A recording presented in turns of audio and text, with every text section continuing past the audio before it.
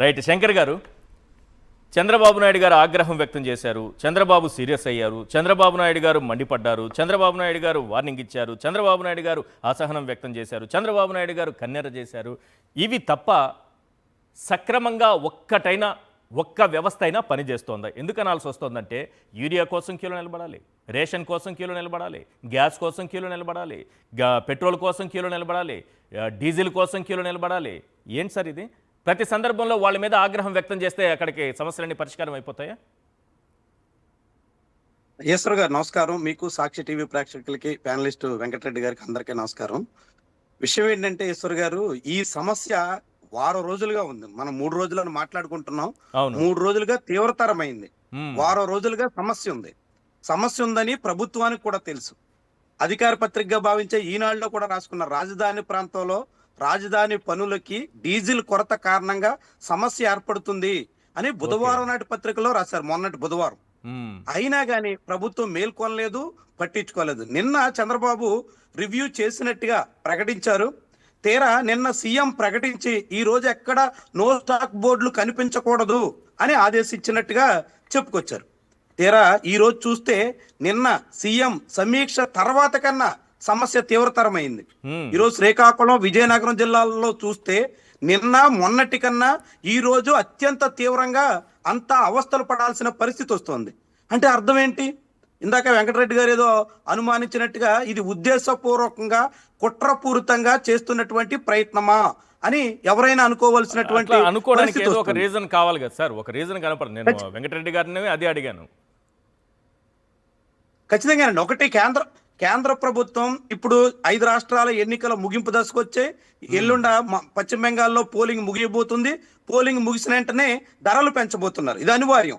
అంతర్జాతీయంగా crude oil ధర పెరిగింది. యుద్ధానికి ముందు రోజు $60 ఉంటే ఇప్పుడు $110 పెరిగింది. దాదాపు 100% పెరిగిపోయినట్టు పెరిగింది, రెట్టింపు అయింది. ఇలాంటి తరుణంలో ధరలు పెరగడం అనివార్యంగా కనిపిస్తున్నప్పుడు కృత్రిమ కొరత సృష్టించడం ద్వారా ఎంతో కొంతకు దొరికితే చాలు నాయనా అని జనాల్లో అనిపించుకోవడానికి తగ్గట్టుగా ఇలాంటి ప్రయత్నం చేస్తున్నారు అనే అనుమానం ఉంది. అదే జరిగితే అన్ని రాష్ట్రాల్లో ఉండాలి కదా అనే క్వశ్చన్ మీ నుంచి రావచ్చు. అయితే ఇది ఇప్పుడు ఆంధ్రప్రదేశ్ లో మొదలైంది, ఇంకా చాలా రాష్ట్రాలకు కూడా వ్యాపిస్తుంది. రేపు ఎల్లుండ కూడా ఈ సమస్య పెరగొచ్చు. నిన్న మొన్న ఆంధ్రప్రదేశ్ వాసులు ఇబ్బంది పడితే ఈ రోజు తెలంగాణలో చాలా ప్రాంతాల్లో డీజిల్ కొరత సమస్య వచ్చింది. ఖమ్మం లాంటి జిల్లాల్లో చాలా మంది ఇబ్బందులు పడ్డారు. సరిహద్దు జిల్లాల్లో కావచ్చు, ఎక్కడైనా కావచ్చు. ఇలా మిగిలిన రాష్ట్రాలకు కూడా ఇది వ్యాపిస్తుంది. రేపు ఎల్లుండి కూడా ఈ సమస్య తీవ్రతరం అవుతుంది. ఆ తర్వాత సప్లై బ్రేక్ చేయడం ద్వారా, సప్లై చైన్ లో చిక్కులు తీసుకురావడం ద్వారా ఆటోమేటిక్ గా డిమాండ్ పెరుగుతుంది. కాబట్టి డిమాండ్ పెరిగినప్పుడు ధర పెంచడం ద్వారా ఆయిల్ కంపెనీల నష్టాలు పూడ్చుకోవాలనేటువంటి ఒక లక్ష్యం ఇందులో ఉన్నట్టుగా అనుమానించాల్సిన పరిస్థితి వస్తుంది. అదే సమయంలో ఆంధ్రప్రదేశ్ లో ఎందుకు మొదలెట్టారంటే సహజంగా డబుల్ ఇంజిన్ సర్కార్ అంటారు, కేంద్రం కన్నా ముందే అన్ని మేము చేస్తున్నాం అంటారు. ఆ క్రమంలోనే కేంద్రం మనసులో మాట తెలుసుకుని ఆంధ్రప్రదేశ్ లో ఇక్కడ చంద్రబాబు నాయుడు ప్రయోగాత్మకంగా ముందు నుంచే బ్లాక్ మార్కెట్ చేసుకోవడానికి తగ్గట్టుగా ఈ ప్రయత్నం చేస్తుంటారేమో అనేటువంటి అభిప్రాయానికి అయితే మనం రావాల్సి ఉంటుంది. అందుకే సమస్య ఉందని తెలిసిన ఏ కోసాన ఎవరు పట్టించుకున్న దాఖలాలు లేరు. ఇవి ఇందాక చెప్తున్నట్టుగా సివిల్ సప్లైస్ శాఖ మంత్రి అంతా ఫుల్ గా ఉంది, 8% డీజిల్ అదనంగా ఉందని చెప్తుంది. ఎక్కడి నుంచి చెప్తున్నారు? ఆయన హైదరాబాద్ లో కూర్చుని, ఆయన ఇంట్లో కార్యక్రమం రీచ్ హైదరాబాద్ లో ఉండొచ్చు, ఆయన హైదరాబాద్ లో కూర్చుని చెప్తున్నారు. ఆంధ్రప్రదేశ్ వాసుల సమస్య చాలా చాలా తీవ్రంగా ఉంది. నాకు తెలిసిన ఒక రైతు, కౌలు రైతు, 3 ఎకరాల భూమి సాగు చేస్తుంటే 3 రోజుల నుంచి అతను పంటకు చేతికొచ్చినటువంటి దశలో కోత కోసుకోవడానికి యంత్రానికి డీజిల్ దొరకట్లా. రోజు పొద్దున్నే టిన్ను పట్టుకుని కాజులూరు మండలం శీల, కోనసీమ, కాకినాడ జిల్లాలో ఉంది, అక్కడి నుంచి ఆయన రోజు వెళ్తున్నారు. డీజిల్ దొరక్క మళ్ళీ వస్తున్నారు. రోజు అక్కడ ఉన్నటువంటి అగ్రికల్చర్ డిపార్ట్మెంట్ అధికారులు అడిగితే మాకు సంబంధం లేదు, అక్కడ మండల అధికారులు అడిగితే మాకు సంబంధం లేదు, తహసీల్దార్ ఆఫీస్కి వెళ్తే మాకు అసలు ప్రమేయమే లేదు. ఇలా 3 రోజుల నుంచి రైతును తిప్పించుకుని వేధించే పరిస్థితి కనిపిస్తుంది ఆంధ్రప్రదేశ్ లో.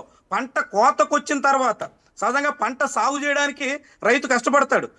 సాగు చేయడానికి అనేక ప్రకృతి విపత్తులు, అనేక రకాల సమస్యలతో అన్ని అధిగమించి పంట చేతికొచ్చి అమ్ముకోవడం ఎలా అన్న దాని మీద సతమతమవుతూ ఉంటే అసలు అమ్ముకోవడం కాదు, ముందు నీ పంట చేతికి రావడం ఎలా అన్నదే సమస్యగా మార్చేసినటువంటి పరిస్థితి ఇప్పుడు ఆంధ్రప్రదేశ్ లో ఉంది. ఇలా ముఖ్యమంత్రి సమీక్ష చేశారు, ఏదో చెప్పారు అని మాట మాత్రం సరిపెట్టేసి నో స్టాక్ బోర్డులు కనిపించకూడదంటే బోర్డులు కాదు, అసలు డీజిలే లేనట్టుగా ఈ రోజు బోర్డులు ఎత్తేస్తారు విజయవాడలో కావాలంటే. ఈ రోజు బంకు క్లోజ్, బోర్డు ఎత్తేస్తారు. ముందు రోజైనా బోర్డు అయినా కనిపించదు, ఈసారి బోర్డు కూడా కనిపించదు. ముఖ్యమంత్రి గారు చెప్పారు నో స్టాక్ బోర్డు కనిపించకూడదన్నారని, ఆ బోర్డు తీసి లోపల పెట్టేస్తారు. ఈ రోజు విజయవాడలో నేను ప్రత్యక్షంగా చూసింది ఉదయం బెంజి సర్కిల్ నుంచి కానూరు మీదుగా ఉయ్యూరు అవతల వరకు వెళ్తే ఎక్కడ ఒక్క బంకులో కూడా కనీసంగా 4-5 గంటల పాటు వెయిట్ చేస్తే తప్ప డీజిల్ దొరకని పరిస్థితి ఉంది. అంటే ఇలా ఎంత ఇన్ని రోజుల పాటు ఏదైనా సమస్య వచ్చిందంటే 1-2 రోజుల్లో పరిష్కరించే ప్రయత్నం చేస్తారేమోనని పబ్లిక్ కూడా ఎదురు చూస్తారు. 1-2 రోజులు కాదు, వారం రోజులుగా సమస్య తీవ్రతరం అవుతూ వస్తుంది, ఇంకా పెరుగుతుంది, ఏమవుతుందో అనేటువంటి కలవరం చాలా పెద్ద స్థాయిలో సార్, ఉంది. సాధారణంగా మనం మామూలుగా పెట్రోల్ బంకుల దగ్గర కార్లు, ఈ స్కూటర్లు, బైక్లు ఇవన్నీ ఉంటే చూసి వాళ్ళు ఎంత ఇబ్బంది పడుతున్నారనేది అనుకుంటున్నాం. ఏ రంగాలపైన, మొత్తం వ్యవస్థ పైన ఎలాంటి ప్రభావం చూపిస్తుంది ఇది? చాలా పెద్ద స్థాయిలోనండి. మనం ఒక నెల రోజుల క్రితం నాటికి ఇప్పటికి మన మార్కెట్ లో ధరలు చూస్తే చాలా అమాంతంగా పెరిగి, ఆఖరికి టిఫిన్ మనం ఒక 2 ఇడ్లీ తిందామంటే 30-40 రూపాయలు ఉన్న ఇడ్లీ ఈ రోజు 50-60 రూపాయలు అయింది. ఎందుకయింది అంటే గ్యాస్ కొరత అని చెప్పారు. కరోనా కాలంలో కూడా ఇలాగ ఒక్కసారిగా ధరలు పెరిగి ఆ తర్వాత కరోనా తర్వాత పరిస్థితి సాధారణ స్థితికి వచ్చిన ధరల్లో మాత్రం ఏమీ సాధారణ స్థితికి రాలా. ఇప్పుడు కూడా ఈ అమాంతంగా పెరుగుతున్నటువంటి ధరల భారం దీర్ఘకాలంగా సామాన్య జనాల మీద ఉండబోతుంది. అదే సమయంలో వ్యవసాయం ఇప్పుడు మనం మాట్లాడుకున్నాం. అదే విధంగా ఆక్వాకల్చర్ రైతు అయితే ఒకవైపు ఏమో వాతావరణంలో ఒక్కపోత తీవ్రంగా పెరుగుతుంది, ఏరియాటర్స్ కంటిన్యూగా తిరగాల్సిన పరిస్థితి ఉంది. డీజిల్ లేక ఆక్వా సాగుదారులు ఇప్పుడు ఎన్ని రకాలుగా సతమతం, లక్షల రూపాయల పెట్టుబడులు పెట్టినటువంటి వాళ్ళు బిక్కుబిక్కుమంటూ గడపాల్సిన పరిస్థితి, వాళ్ళని వీళ్ళని కాళ్ళ వేళ్ల పడి ఏం చేయాలో తెలియని పరిస్థితి. అన్నిటికీ మించి వాహనాల మీద ఆధారపడి, రవాణా రంగం మీద ఆధారపడినటువంటి లక్షల మంది ఉన్నారు ఆంధ్రప్రదేశ్ లో. ఆటో డ్రైవర్ల నుంచి, క్యాబ్ డ్రైవర్ల నుంచి, ఇప్పుడు జొమాటో, స్విగ్గీ లాంటి డెలివరీ గిగ్ వర్కర్లకు కూడా ఈ డీజిల్ పెట్రోల్ కొరత వల్ల మొత్తం సమయం అంతా దానికే సరిపోతుంది అని వాపోవలసిన పరిస్థితి. వాళ్ళు రోజు వెళ్ళి డెలివరీ చేసుకోవాల్సిన సమయంలో డీజిల్ పెట్రోల్ కోసం వాళ్ళు గంటల కొద్ది క్యూ లైన్ లో నిలబడడంతో వాళ్ళ సమస్య కూడా పెరిగిపోతుంది. ఇలా అనేక రంగాల జన జీవనాన్ని పూర్తిగా స్తంభించేసే పరిస్థితి ఉంది. అయినప్పటికీ కూడా ప్రభుత్వానికి చీమ కుట్టినట్టు కూడా లేదు. ఎందుకంటే ఇంత తీవ్రతరమైనటువంటి పరిస్థితి ఉన్నప్పుడు ప్రభుత్వాలు యుద్ధ ప్రాతిపదికన కదలాలి, ఇదొక విపత్తుగా భావించాలి. ఇలాంటి సమస్య మీద చాలా సమర్థవంతంగా ఎక్కడికి సమస్యను అక్కడికి పరిష్కరించే దిశలో ప్రయత్నం చేయాలి. కానీ ఆ ప్రయత్నం లేకపోగా కేవలం తూతూ మంత్రంగా ప్రకటనలు చేసి చేతులు దులుపుకొని రేపేదో మేము గూగుల్ డేటా సెంటర్ తీసుకొస్తున్నాం, ఇంకేదో తీసుకొస్తున్నాం. ఈవేళ ముఖ్యమంత్రి చెప్తున్నారు స్వయంగా ఆయనకి 76 ఏళ్ల వయసు అనుకుంటున్నారంట, కానీ 26 ఏళ్ల వయసులో మాదిరిగా ఆలోచిస్తూ ఉంటారంట. అంత శక్తివంతమైనటువంటి ఆలోచన పరుడంట ముఖ్యమంత్రి అంటున్నారు. 76 ఏళ్ల వయసులో కూడా 26 ఏళ్ల వయసులాగే ఆలోచిస్తుంటారు. ఎందుకంటే 26 ఏళ్ల వయసు అప్పుడు ఆయనకి ఈ పెట్రోల్ డీజిల్ ఇంత ఉండేది కాదు, ఇంత వినియోగం ఉండేది కాదు. అదే ఆలోచిస్తున్నారేమో ఇప్పుడు. అంటే నిజంగా ఆయన అంతలా ఆలోచించేటట్టయితే మరి ఈ సమస్యను ఇలా గాలికి వదిలేసి జనాలను రోడ్డు మీద పడిచి, ఒకవైపు ఏమో మండు టెండలు, ఇంత ఎండల్లో జనం అంతా రోడ్డు మీద నడు రోడ్డును పడి అల్లాడిపోతుంటే కనీసం కూడా మానవత్వమైన ప్రభుత్వానికి వేసమెత్తు కూడా కనిపించకుండా ఈ రీతిన జనానికి వదిలేసి మీ మానాన్ని మీరు చావండి అన్నట్టుగా వదిలేసి తమ పని తాము చేసుకుపోతాం, తాము ఏదో సాధిస్తున్నాం, ఉద్ధరిస్తున్నాం అని చెప్పుకునే పరిస్థితి అయితే ఏమనాలి? అసలు నిజంగా డబుల్ ఇంజిన్ సర్కారు, ట్రిపుల్ ఇంజిన్ సర్కారు అని చెప్పుకుంటున్నటువంటి వాళ్ళు సమస్య వచ్చినప్పుడు వెంటనే కేంద్ర ప్రభుత్వంతో మాట్లాడి, నిజంగా డీలర్లు రీటైలర్ల మధ్య చెప్తున్నారు క్రెడిట్ సమస్య ఉంది, అందుకే అనేక మంది ముందుకు రావట్లేదు అని చెప్తున్నారు. మరి ఇలాంటి సమస్యలన్నింటినీ పరిష్కరించాల్సిన బాధ్యత ప్రభుత్వాన్ని కాదా?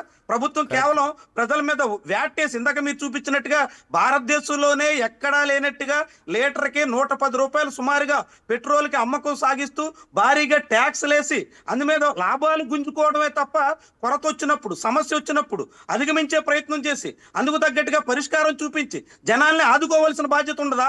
అవసరంలో ఉన్నటువంటి వాళ్ళని కనీసం సాయం చేసేటువంటి స్పృహ కూడా సర్కారులో ఉండదా అనేటువంటి అనుమానం మనకు కలుగుతుంది. ఎందుకంటే మోంతా తుఫాన్ లో కూడా ఈ ప్రభుత్వం ఇదే చేసింది. మోంతా తుఫాన్ లో కూడా నష్టపోయినటువంటి రైతుకి నయా పైసా విధిల్చిన దాఖలాల్లో ఈ ప్రభుత్వానికి ఇప్పటి వరకు ఒకరికి అందలేదా సార్? ఇప్పటికీ అందలేదా? ఈ రోజు వరకు కూడా ఈ ప్రభుత్వం మోంతా తుఫాను బాధితుడికి ఒక్కరికి కూడా ఒక్క పైసా విధిల్చిన దాఖలాలు లేవు. పైగా మోంతా తుఫాన్ సక్సెస్ఫుల్ గా సాధించామంటూ మంత్రులకి ఎమ్మెల్యేలకి సన్మానాలు చేసుకున్నారు, అవార్డులు ఇచ్చారు. అప్పట్లో వాళ్ళంతా సైక్లోన్ వారియర్స్ అని. అలా ఈ ప్రభుత్వం అలాంటి వాటిని సంక్షోభాన్ని అవకాశంగా మలుచుకుంటామని చంద్రబాబు చెప్తుంటారు కదా, అలా సంక్షోభం జనాన్ని సంక్షోభంలో నెట్టి వాళ్ళకి అవకాశంగా మార్చుకుని వాళ్ళ పార్టీ నేతలు వాళ్ళ చుట్టూ ఉన్నటువంటి వాళ్ళు లబ్ధి పొందే ప్రయత్నానికి పూనుకుంటున్నట్టుగా ఇవన్నీ మనకు కనిపిస్తున్నాయి. ఏమైనా రాష్ట్రంలో ఈ రోజు ఉన్నటువంటి పరిస్థితి అత్యంత దయనీయంగా ఉంది. సామాన్య జనాల నుంచి, రైతుల నుంచి అన్ని వర్గాల ప్రజలు కూడా అల్లాడిపోవలసిన పరిస్థితి వస్తుంది. ఈ ధరల భారం పెరిగే కొద్దీ మరింతగా సామాన్యుడు కొనారిల్లిపోవలసినటువంటి దుస్థితి దాపురిస్తుంది. అయినా కానీ చీమ కుట్టినట్టు కూడా సర్కారు వారికి లేకపోవడమే అత్యంత శోచనీయమైనటువంటి అంశంగా మనం చెప్పుకోవాల్సి ఉంటుంది. రైట్. ఇప్పుడు ఒక చిన్న బ్రేక్ తీసుకుందాం. బ్రేక్ తర్వాత అసలు మన మంత్రులు ఏమైపోయారు? సింగపూర్లో ట్రైనింగ్కి వెళ్ళారు కదా, ట్రైనింగ్ తీసుకొని వస్తారా? ఎలా డీజిల్ పెట్రోలు సకాలంలో వినియోగదారులకు అందించాలి, ఎలా అందించాలి అనేది ట్రైనింగ్ తీసుకొని వస్తారా? అసలు మంత్రులంతా ఏమైపోయారు, ఎక్కడున్నారు? కొద్ది రోజులుగా లోకేష్ గారు మిస్ అయిపోయారు.